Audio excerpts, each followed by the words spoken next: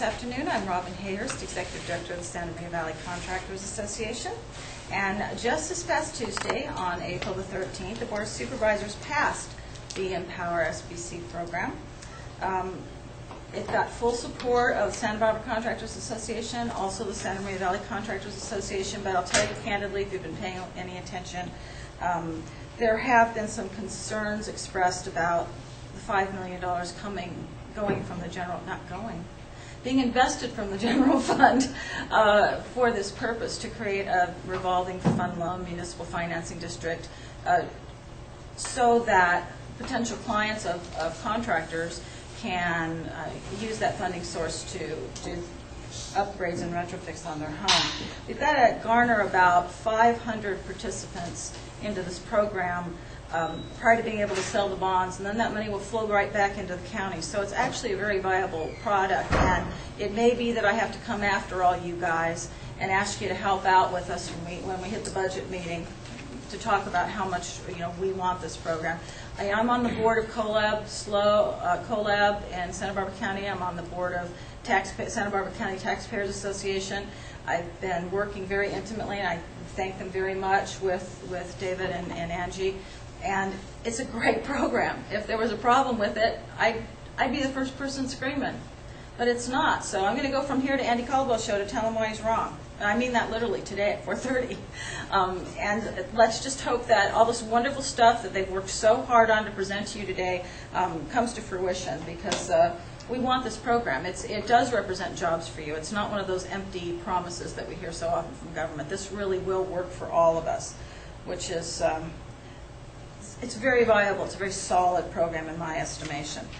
They will describe to you as they go along, and they meaning we're going to have an overview from David Mattson, who is the Director of Santa Barbara County Housing and Community Development, and Angie Hacker, who is a Senior Specialist in Santa Barbara County Housing and Community Development. Boy, she's amazing, amazing human. And Mr. Mike Zimmer, there you are, Building Official from Santa Barbara County. I'm really grateful to these guys for coming up here and coming to North County, helping us out. I will talk to you a little bit more later about our role in the process, but in the meantime, I'd like to introduce David Mattson. Thank you, Robin. Sure, Jeff. And I would also like to introduce Jeff Rouser, who is working with our program as a consultant. He's a principal at Renewable Funding, and who, as you well know, has been involved in a number of property assessed clean energy programs, municipal finance programs, of which this is a model. And I'll let Jeff talk a little bit about renewable funding and what his services are. But ultimately, renewable funding is providing our web portal and our engine to allow the participants in the program to complete an online application.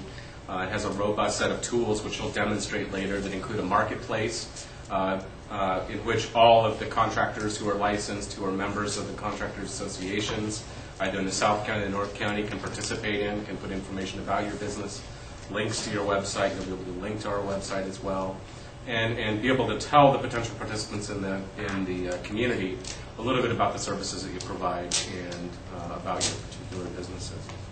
So with that, I'm going to jump in, and I think this is the first time that we're showing our graphic art for the program. Little Empower SBC logo, and we are now moving really sort of the customer experience phase of launching our program. We've been focusing for the last 13 months. Have a number of folks, there's about 15 project staff throughout the county that have worked on setting up this fairly complex financing program. And we are pleased to begin to launch the program at this point. When will applications be available? That's probably the question we get the most. And the answer to that is not right away. We are now going to take the program through a process known as judicial validation that establishes the legality of the program and our ability to put assessments on the tax roll, as well as wait for the investment, the decision whether the board wants to invest the $5 million that we need to create the revolving fund, and that'll take place during the second week of June at the county budget hearings. At that point, it's looking like toward the end of June, early July. Early July is a safe bet when applications will be available. That doesn't mean that construction trades community can't start talking about, planning for, anticipating potential ways in which this program can fit into your product lines, as well as the host of other types of rebates and incentives that are out there and available right now. And we'll talk about that a little bit in the presentation. So, what is Empower SBC?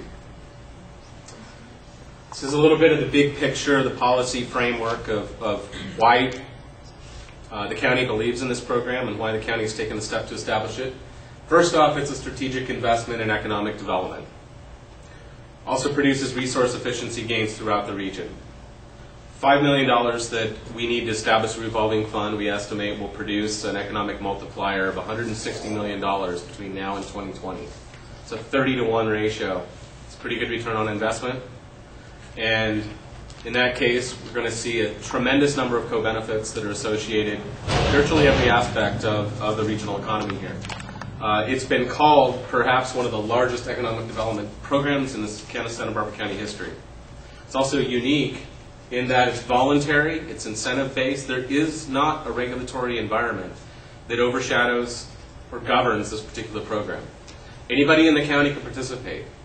All 8 cities have adopted legislative resolutions that allow any property owner in any city or the unincorporated area to participate in this program. So it really is a true regional partnership among the jurisdictions.